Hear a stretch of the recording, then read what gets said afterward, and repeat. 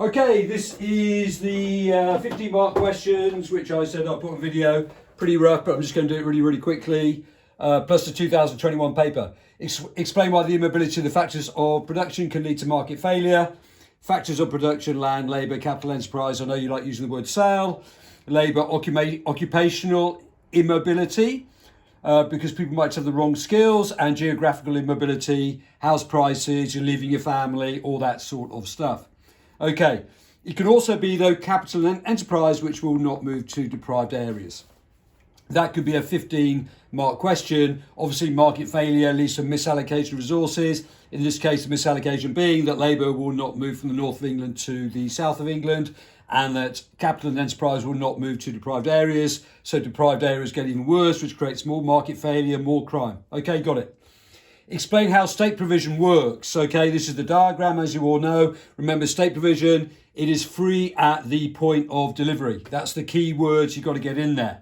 Right, so the government should do these things. One, because of missing markets, public goods, but also education and health, because they have large positive externalities. So the government intervenes. They could intervene in other areas, like broadband, like the Green Revolution. That could be government intervention, but that might lead to government failure. Okay, 15 mark question.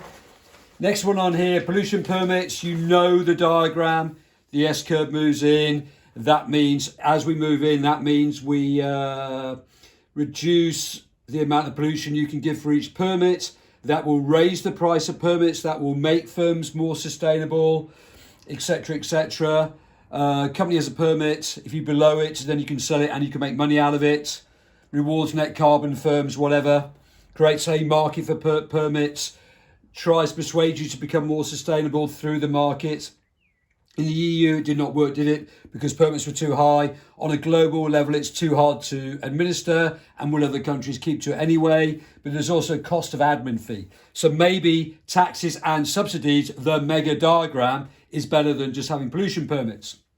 Okay, the EU did not work. Okay, sorry, maximum price. That is the maximum price. Make sure you get it in the right place. We've done this loads of times, but then that goes against the idea of the free market. Lack of investment. There is excess demand. Good for consumer surplus if you are consuming the product at this time. Explain how minimum prices work. Well, we could have a minimum price for alcohol. Now, because it's addictive, it could be the case if you set a minimum price that therefore people will still demand as much. Okay? But it is regressive. It hits those on lower income groups, and it may lead to people buying drugs rather than alcohol to improve their situation. We also have the Common Agricultural Policy minimum price. There's an essay in this in the back of the booklet that I've just given you about government intervention. This was Common Agricultural Policy. This was a massive sign of government failure. The farmers, the more output they got, the more they put herbicides and pesticides on the land, which has destroyed the land.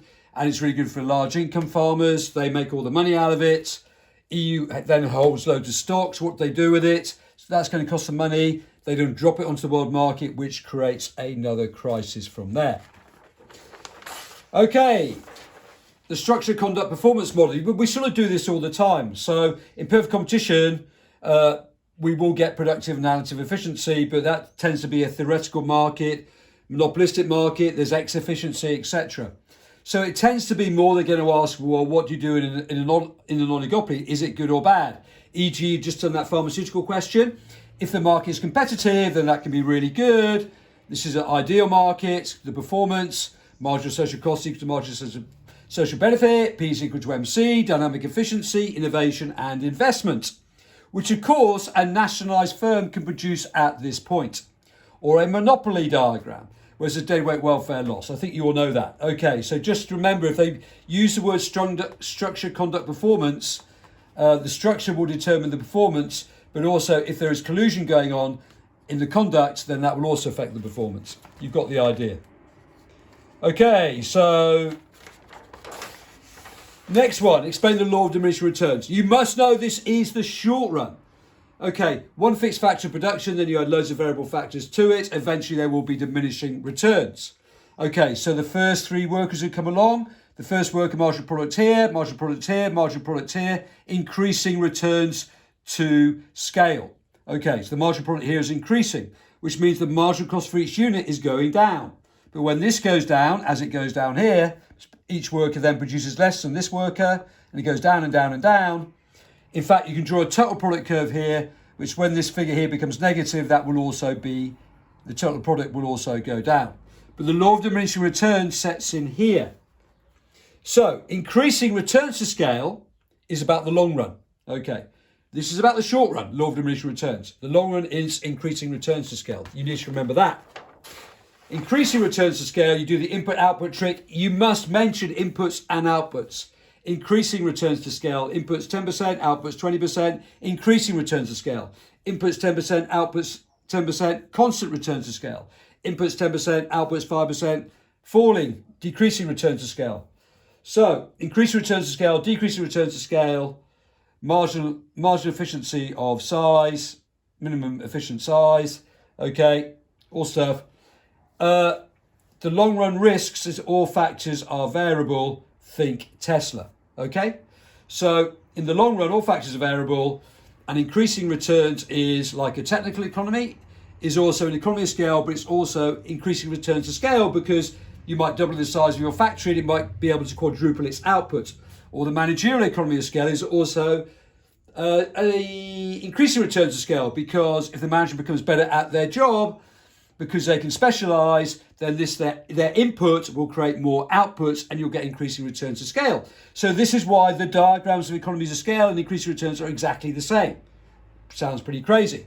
But you need to know all of the economies of scale, which I'm sure you do. Diseconomies of scale are all these things here: communication, coordination, motivation. Then we get external economies, universities, better transport for firms that need it in that area. E.g., we produce lots of cars in the UK. So in Sunderland now, the university, they'll have a program about cars. Okay, so that is an external economy of scale. But you need to know these because a lot of these economies of scales are also increasing returns to scale, but not bulk buying and not the diseconomies of scale, because they're not inputs, okay? They are nothing to do with inputs as in like you're building a factory and making it bigger. Okay, you must mention this word: long run, inputs, output, long run, draw the diagram, define these terms, you're halfway there, similar to economies of scale, but not exactly the same, e.g. diseconomies of scale, not returns to scale. So it's different, that's where the difference is, it's on the syllabus. Never yet asked a question on increasing returns to scale or law of diminishing returns. Okay, the paper's blank, sorry about that. Minimum efficient scale is the bottom of the ATC curve. For a hairdresser, it's going to be smaller than it is for the Tesla Gigafactory. So your minimum efficient scale will move out. We also have the L-shaped cost curve on here. That means your economies of scale always outweigh your diseconomies of scale. Technological change. Tech change is creating more monopolies throughout the world. Apple, IBM, is IBM still exists? Apple, Microsoft, Google, Amazon. However, there is now more contestability because of the internet. We have more contestability, therefore that is more like perfect competition. That sort of argument. Static efficiency is at a specific point in time, whereas dynamic efficiency is over time. It takes time to change, to build new plants, etc. So, visible time produces at the lowest point on the ATC. Right, you all know what production and ads efficiency are. That relates to perfect competition. That is static efficiency. Dynamic efficiency is this one. You can draw the diagram, which is the ATC curve falling. Okay, sorry, I didn't put it on there. Dynamic efficiency. Next page. Okay, supply curve elasticity. Do this very, very quickly. What creates an elastic supply curve? If you've got spare capacity in the factory, you've got stocks in the factory, in the long run you're going to be more elastic. You can employ more factors of production, more labour, more capital. Internet, more options for supply. Demand elasticity, elastic. Demand elasticity, luxury goods, goods with many substitutes and holidays. That will affect demand elasticity, inelastic goods and elastic goods. Okay, inelastic goods, necessities, they're addictive. Sugar, supposedly 8 times worse than cocaine.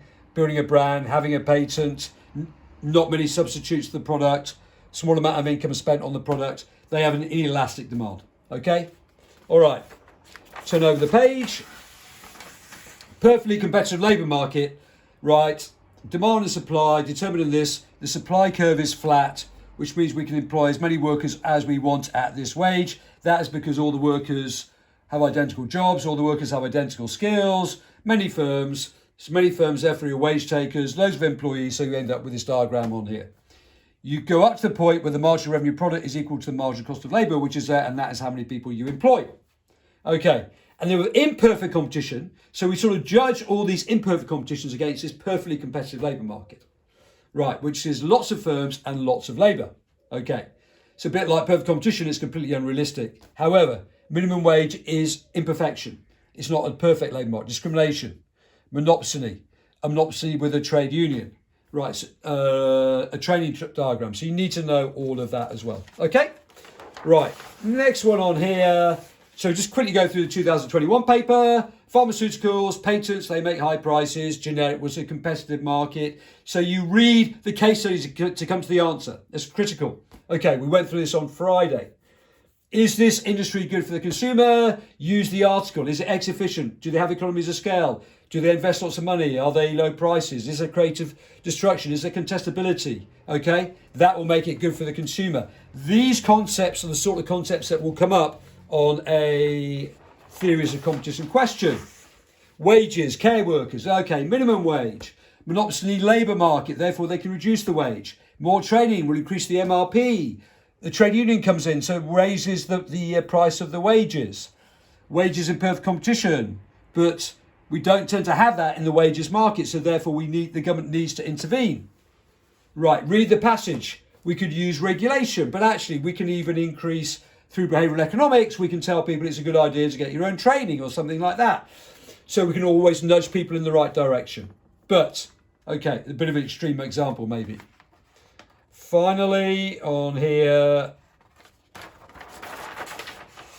Okay, economics is a social science, right. Economics is the study of human behaviour. Psychology is also a social science, is the study of mental processes. So you also have a hard science, which is the natural sciences, chemistry, biology, physics. Now in those you have an hypothesis. They're more likely to become laws because you can test them. Okay, eventually they may be proven to be wrong, but eventually you can test them and we get better and better. Right, because of the human behaviour, there are very few laws in economics which are definite, e.g. the law of demand. As the price goes down, we will demand more goods. Yeah, that's a pretty obvious hypothesis. That's the hypothesis. But sometimes in practice, that does not always happen because we may have a recession. So therefore, people may not spend more money. That's Katie just come in. Or there is the trickle-down effect and the Laffer curve. Okay, some people have proven that the Laffer curve works. When you decrease direct taxes, corporation tax, we will get more money back. However, we can't prove that definitely. E.g., Donald Trump, 2017, 2079, decreased corporation tax, 35% to 21%. They spent their money on share buybacks. Therefore, low corporation tax did not mean more investment. Okay, but that is the hypothesis. Okay, you can test or reject. You have an hypothesis, you test or reject it. Think behavioural. Man is not always rational. Okay, and finally, I think this is the final one today. Right, is it? Yeah, it is.